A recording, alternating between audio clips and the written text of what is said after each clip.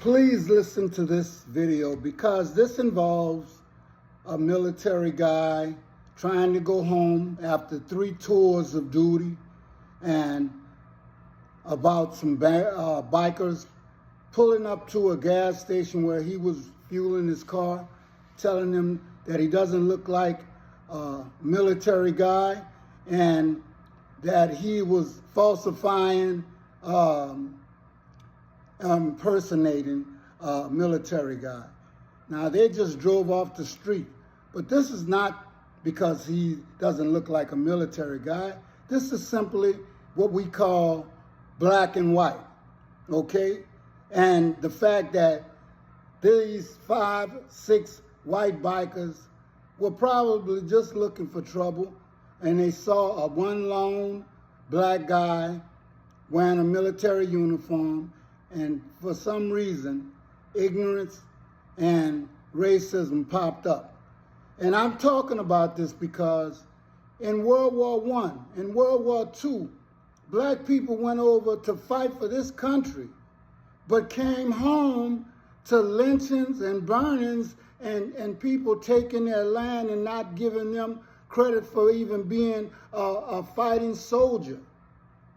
A lot of people get angry because I put on a Buffalo Soldier's hat. But if I had the choice of whether being a slave, and we all are slaves, and if you think you're not, just try to do something, on your own without any kind of support. But the choice between being a soldier and being on a plantation is no choice at all. I'd rather fight and die than die on a slave picking cotton or whatever else they had for you. And I'm not trying to take up too much time because I want you to hear this, but this happens much too often and nobody does anything about it. And so therefore, we're going to talk about it and we're going to listen. The bell above the door chimed as Marcus walked in. The place was nearly empty, save for a couple of truck drivers sipping on coffee in one corner. The waitress, a middle-aged woman with a warm smile, greeted him as he sat at the counter. "What can I get you, hon?" she asked, her tone soft and welcoming. Marcus glanced at the menu before deciding. "Just a coffee, Black, thanks." She nodded and went to pour him a cup. As she set it down in front of him, she studied him for a moment. "You look like you've had a long day." Marcus chuckled lightly. "You could say that." The waitress leaned against the counter, curiosity evident in her eyes, but tempered by a respect for boundaries. "You want to talk about it? I've got good ears and not much else to do around here." Marcus hesitated for a moment, unsure if he wanted to relive the day's events just yet. But something about her genuine concern made him open up. He recounted the entire story, the bikers, the confrontation, and the aftermath. He left out some details, but she got the gist of it. As he finished, she shook her head slowly, her expression a mix of disbelief and understanding. "People can be real ignorant sometimes," she said softly, "but you handled yourself well from the sound of it."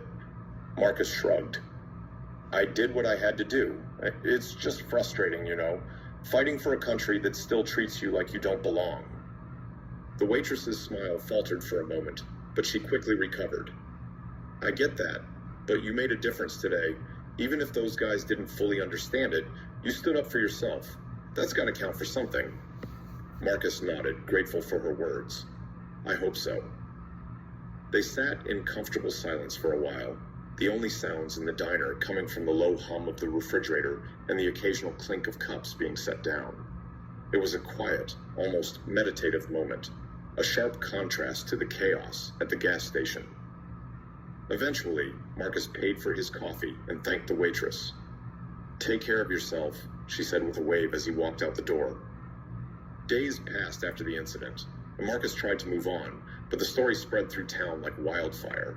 It wasn't long before people were talking about the gas station showdown, with different versions of the tale popping up everywhere.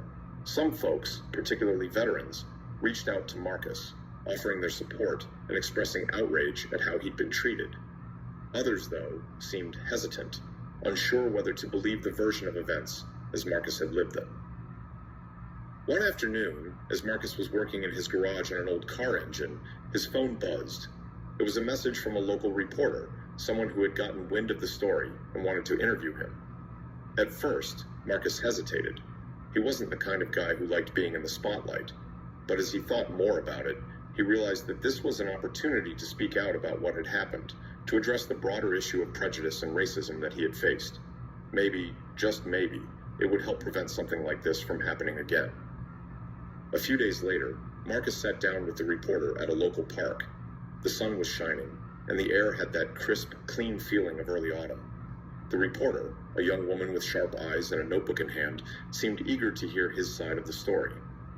"So, Marcus," she began, "I've heard a lot about what happened at the gas station, but I'd love to hear it from you directly. What was going through your mind that day?" Marcus took a deep breath, then began recounting the incident in as much detail as he could. He spoke about the biker's initial comments, how the situation escalated, and the moment when he had to defend himself. He didn't shy away from talking about how it made him feel, the anger, the frustration, the sadness that people still judged him based on the color of his skin. The reporter listened intently, scribbling notes in her notebook as he spoke. When he finished, she paused for a moment before asking, "Do you think things like this happen often in this town? Or was this an isolated incident?" Marcus thought about it for a moment. "I think it happens more than people realize. Maybe not in such a public way, but there's still a lot of prejudice out there. People make assumptions without ever bothering to get to know someone." The interview continued for nearly an hour, with Marcus sharing more about his military service, his experiences as a black man in America, and how he hoped the incident could spark a conversation about racism and respect. By the time it was over, he felt a sense of relief, as though a weight had been lifted from his shoulders. The article was published a few days later, and it made waves in the community. Many people reached out to Marcus, some offering apologies for how he'd been treated, while others wanted to talk more about the issues he had raised. The local VFW even invited him to speak at one of their events, an offer he graciously accepted. It was a few weeks after the incident when Marcus received an unexpected visitor at his front door. It was one of the bikers from the gas station, a man named Bill, who had stayed mostly silent during the confrontation. Bill looked uncomfortable, shifting his weight from foot to foot as he stood on Marcus's porch. "I'm not here to cause trouble," Bill said quickly, raising his hands as if in surrender. I wanted to apologize. I was wrong. We were all wrong. I didn't realize it at the time, but what we did was unforgivable." Marcus studied him for a moment, unsure of what to say. He could see the sincerity in Bill's eyes, though, and after a few tense seconds, he nodded. "Come on in, let's talk." The two men sat down in Marcus's living room, and Bill began to open up. He talked about how the incident had shaken him, how he had been raised with certain prejudices that he had never questioned until that day.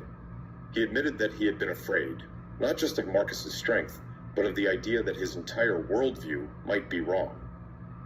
"I've been thinking a lot about it," Bill said quietly, "and I've realized that I've got a lot to learn. About people, about respect, about everything, really." Marcus listened, his expression unreadable. He had heard apologies before, some sincere, some not. But something about Bill's words felt genuine. "I appreciate you coming here," Marcus said finally. "It takes guts to admit when you're wrong." Bill nodded, his face flushed with a mix of relief and embarrassment. "I'm trying to be better." As they continued to talk, Marcus felt a strange sense of closure. The pain... I'm going to stop it right here.